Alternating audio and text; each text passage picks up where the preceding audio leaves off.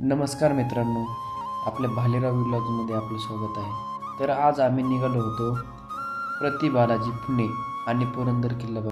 मी इतका नशिबवान आहे की माझ्या पप्पाच्या मांडीवर मी माझं लग्न झालं तरी पण बसू शकतो. आणि मी एवढा खूप नशिबवान आहे की माझ्या भावाला मी काही पण कसं पण बोलू शकतो. माझे सर्व फॅमिली घेऊन आम्ही निघालो.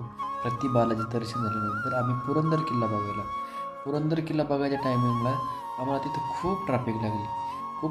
तिथून पुढं निघालो आम्ही. पुढं निघाल्यानंतर खूप असा सुंदर किल्ल्याचं दृश्य दिसत होता. माझ्या पप्पाच्या मांडीवर बसून मी खूप चांगलं बघत होतो. किल्ला असा दिसतो, पण त्या किल्ल्यापर्यंत जायला आपल्याला खूप वेळ लागतं. तिथून फार 9 किलोमीटर हा किल्ला आहे, पुरंदर किल्ला. प्रति बालाजीचं दर्शन झाल्यानंतर आम्हाला पुरंदर किल्ल्याला 4 वाजायला निघालो. त्यामुळे आम्हाला तिथं मधातच ट्रॉफिक लागल्यामुळे आम्हाला काय झालं की आम्ही खूप खूप लांब बघत गेलो. किल्ल्याचा काही रस्ता आम्हाला सापडतच नव्हता.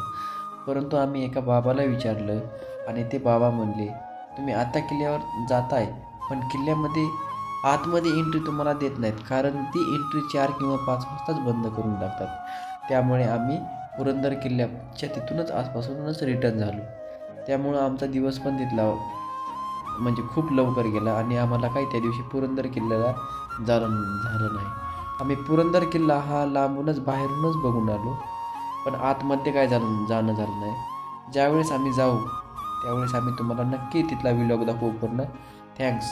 नक्की सबस्क्राईबर करा.